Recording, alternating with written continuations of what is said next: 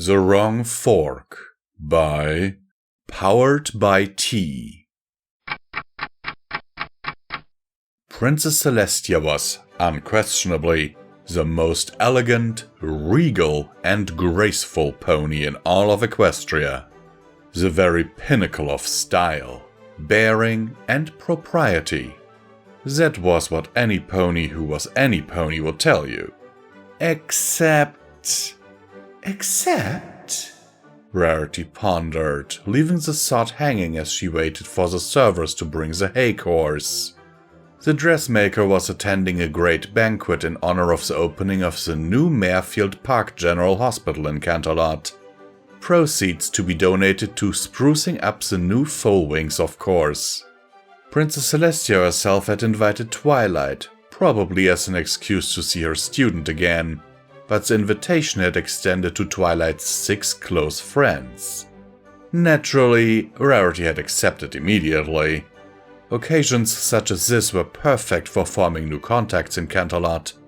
As expected, Applejack and Rainbow had declined, as had Pinky after Rarity made it clear that this party would be similar to the gala. She had managed to drag Fluttershy along on the promise of seeing the Canterlot Gardens, and Spike was always enthusiastic about a chance to show them around his old home. So here she was, eating a meal that would run to 9 courses, being seen in a position of great honor near Princess Celestia herself. It would be doing wonders for her reputation. Unfortunately, she'd managed to end up as a lemon of the table. To her right, Fluttershy was deep in conversation with charmingly inoffensive young stallion who was probably the son of some pony. She'd poke that in the right direction later. Right now, they were acting just too cute to interrupt. Well, yes, anyway, to her right Fluttershy was busy, and to her left, Twilight and Spike were both reminiscing with the princess about events back when Twilight had lived in Canterlot. Which was fine, except Rarity wasn't really able to contribute much.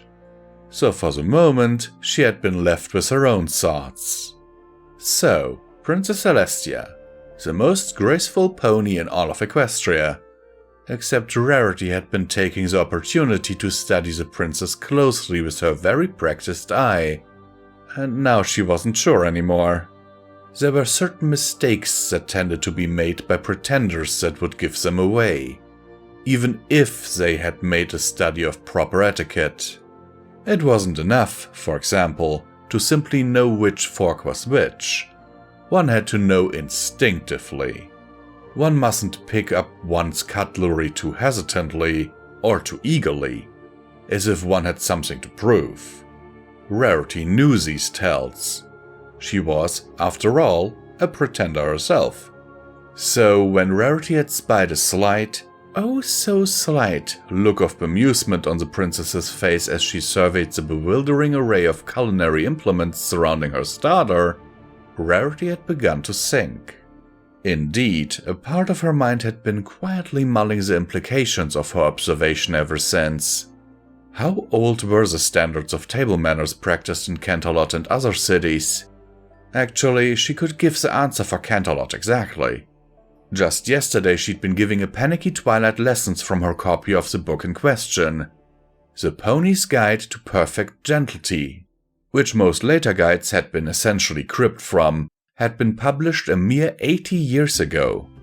Enough time to become ingrained in the collective consciousness of several generations of upper-class ponies.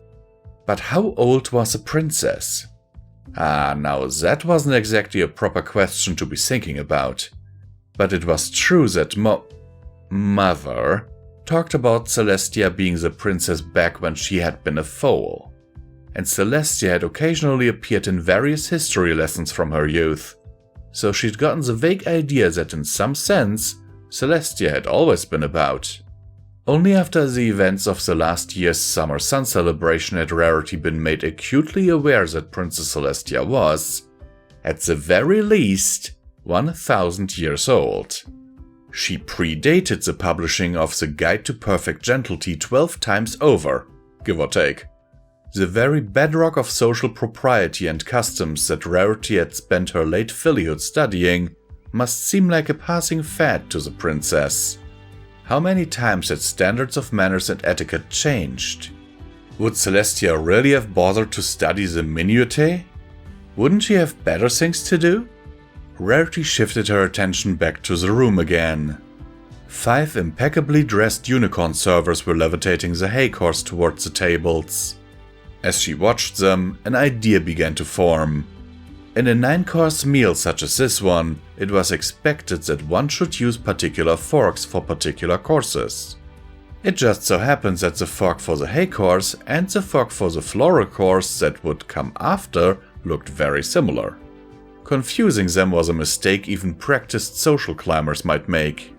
So as the servers reached the high table and lifted the lids of the plate covers, Rarity struck. She interjected into Spike's account of some mischief or other with a polite question, just at the right moment so that Celestia was looking at her when she levitated her fork. Her floral fork. She was rewarded with a very slight expression of puzzlement and uncertainty from the princess. There and gone so fast she would have missed it if she hadn't been looking for it. And then, miraculously, the princess, the standard against which gentility itself was measured, copied the actions of Rarity the unicorn, a daughter of a tiny and unsophisticated nowhere village, and picked up the wrong fork too. Because Rarity the unicorn was the very pinnacle of good grace and manners, wasn't she? Or at least, impressionable young Twilight would have described Rarity as such in her letters. And the princess wasn't known for doubting her faithful student very often. It had been too easy. So then, Celestia, you're a pretender too. She would have been more surprised, but somehow she wasn't. Not after everything she had seen since the day she had met Twilight. She did find herself feeling strangely guilty at the sight of an oblivious Princess Celestia eating her hay with a floral fork. Fear not, princess. Your secret is safe with me. Thankfully, the chances of any pony noticing were slim. The 2 forks did look very similar and no pony would be looking for that kind of mistake from Celestia anyway.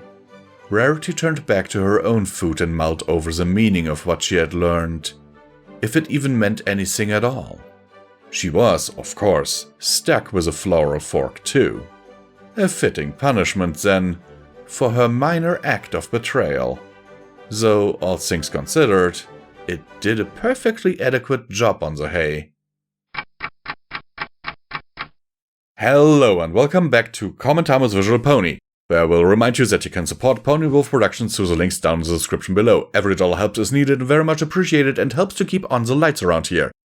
And now let's get into the meat of the story, because I don't think I can keep speaking this quickly for very long. Okay, oh my word. This is like one of those stories where I'm like, why? Why, Rarity? Why would you do that? I mean, of course, yes, I can, in a way I can understand, because I am not a very fancy person either. I mean, everyone who knows me knows that if you put me into a restaurant where there's a multi-course meal, I will very likely just eat each course with the same fork and spoon. Or knife. I do know, like, what a salad fork looks like, what a fish knife looks like and all that, but I just don't bother. Because I'm not a very fancy person. If it is, like, really expected of me that I would do this right, then I might actually go ahead and just have a course before that, you know, where I'm taught this. But in general, I just don't care, you know, because it's ridiculous. Especially to think a 9-course meal. What are you going to serve in a 9-course meal? And someone like me who has a good appetite, you know? I have seen the portions that are served at some of these fancy dinners.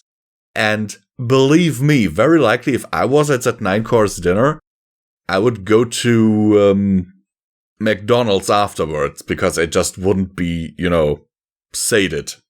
I would still be hungry. Anyhow, let me know what you think about these social norms, quote unquote, in the comments down below, because I would really like to have a discussion about that with you. Sincerely yours, Visual Pony, and I hope that this video finds you well in body and mind.